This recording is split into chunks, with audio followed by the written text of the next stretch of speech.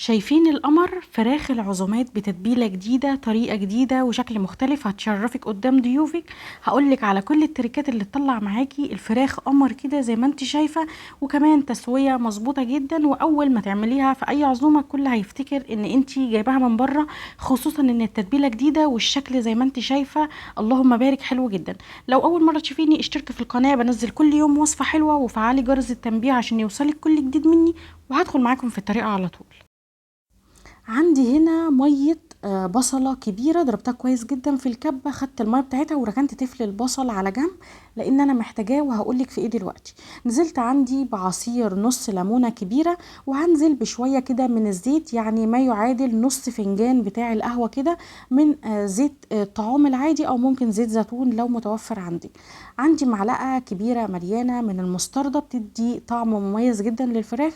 وحطيت كمان معلقه كبيره مليانه من باربيكيو صوص، برضو حلو جدا. ولو ما عندكيش تقدري تحطي معلقه كبيره مليانه من الكاتشب. حطيت نص معلقه من الفلفل الاسود، ونص معلقه من الملح، لو احتجت بعد كده هزود. حطيت معلقه صغيره من الزعتر عندي بودر. وهحط كمان نص معلقه من الثوم البودره، لو ما عندكيش تقدري تحطي فصين كبار كده من الثوم الفريش بس يكون مفروم. عندي هنا معلقه كبيره من بهارات المشويات، باكت او سايب من عند العطار مش هتفرق.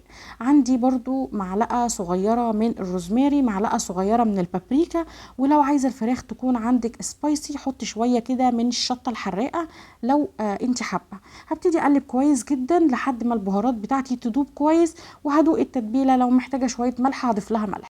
عندي بقى الفرخة بتاعتي دي كانت كبيرة شوية، وزنها حوالي 2 كيلو ونص. زي ما انت شايفة انا غسلتها كويس جدا في البداية، وخليت الراجل فتحها لي فراشة، وزي ما شاورتلك كده قطعت الصدر بالطول من اول الرقبة فوق لحد تحت، بس ما فصلتهاش عن بعض. مجرد ان انا شقيت الصدر من الجنبين بالطول، عشان اولا يستوي معايا كويس جدا، ثانيا اتاكد ان التتبيلة دخلت جواه كويس قوي. ابتديت انزل بتلات ارباع التتبيلة اللي عندي على الفرخة زي ما انت شايفة كده، وبعدين ببتدي اغلفها بالتتبيله كويس جدا، يعني ما بين العظم وفي قلب الصدر اللي انا شقيته بالطول، واتاكد انها اتغلفت كويس جدا بالتتبيله. قلبتها على الناحيه التانية، وبرده حطيت عليها باقي التتبيله اللي كانت فاضله عندي، ودهنتها كويس جدا بالتتبيله. وهرجع تاني اقلبها، يعني اخليها بالشكل اللي انت شايفاه ده عشان تاخد اكبر كميه من التتبيله. دخلتها التلاجة حوالي 10 ساعات، وكل ما بتقعديها في التتبيله كل ما بتديكي طعم احلى. عندي بقى الشبكة اللي احنا بنشوي عليها، لو عندك هتبقى حلوة جدا، لان دي اللي بتديكي الاشكال الخطوط اللي هتظهر في الاخر. لو ما عندكيش حطي الفرخة على الصينية على طول، بس حطي تحتيها شرايح كده من البصل والطماطم عشان الفرخة ما تتحرقش معاكي. حطيت انا الشبكة على الصينية زي ما انت شايفة، وبعدين برص الفرخة عليها بشكل مظبوط، وبقفل عليها الشبكة. و هبتدي اقلب بقى الفرخه الناحيه التانية، هخلي ناحيه الجلد هي اللي لفوق زي ما انت شايفه كده، وبعدين هدهن الوش بتاعها بباقي التتبيله اللي كان فاضل في الطبق اللي انا كنت نقعاها فيه. في المرحله دي انا مشغله الفرن على اعلى درجه حراره، عايزه ادخل الفراخ على درجه حراره عاليه جدا في البدايه. المهم ان انا حطيت باقي التتبيله في الصينيه، ونزلت كمان بكوبايه ميه عشان تعمل لي بخار كده يساعد ان الفراخ معايا تستوي، وفي نفس الوقت الصينيه ما تتحرقش. بعد ما تبلت الفرخه كويس جدا بباقي التتبيله على الوش زي ما انت شايفه، غلفتها بورقه فويل او غطا زي ما انت عايزه، وبعدين دخلتها في الرف اللي في النص الساعه الا ربع. وبعد الساعه الا ربع على درجه حراره متوسطه، فرن سخن درجه حراره متوسطه في الرف اللي في النص. وبعدين بعد الساعه الا ربع ابتديت اشيل الغطا الفويل من عليها، وسبتها كمان ساعه الا ربع، هتاخد اللون الخطير وهتستوي. طبعا تختبريها قبل ما تطلع من الصدر كده باي خله لحد ما تبقى معاكي طريه بالدرجه اللي انت عاوزاها. هبتدي بقى اعمل الرز الاصفر الخطير.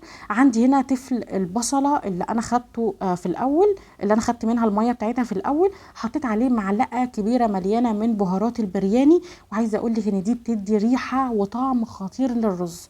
بعد ما البصله خدت تشويحه كده ولونها اصفر، نزلت بيه معلقه كبيره من بهارات البرياني، قلبتها كويس جدا. اول لما شميت ريحه البهارات هبتدي انزل بحوالي كوبايه كده او كوبايه ونص من الميه على قد الرز بتاعي، وبعدين نزلت بشويه كده من الملح.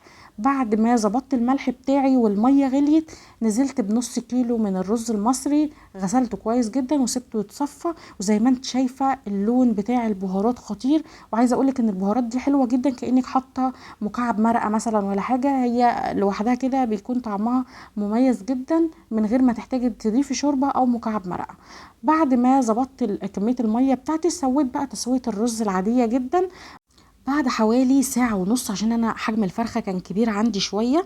طبعا انا زي ما قلتلك في نص التسوية شلت الفويل من عليها عشان تكمل تسوية وتاخد اللون اللي انت شايفاه ده. وممكن تفتحي الشواية تاخد اللون الاخير زي ما انت عايزة. المهم ان انت بتختبريها بسكينة كده او بخلة من عند الصدر. لو لقيتي الخلة بتدخل بكل سهولة يبقى الفرخة عندك استوت. وبيبان كمان من الورك، مجرد ما بتشديه كده بتلاقي الورك فصل، بتعرفي ان الفرخة عندك استوت وبقت زي الفل.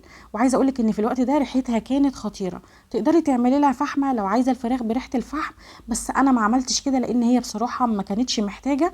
طبعا حطيتها في سرفيز عندي. الرز اللي احنا عملناه حطيته فرشه كده من تحت الفراخ، وحطيت الفراخ عليها. تقدري تقدميها بالشكل اللي انت عاوزاه. جربوها، انا واثقه ان هي باذن الله هتعجبكم، واشوفكم على خير ان شاء الله في فيديو جديد.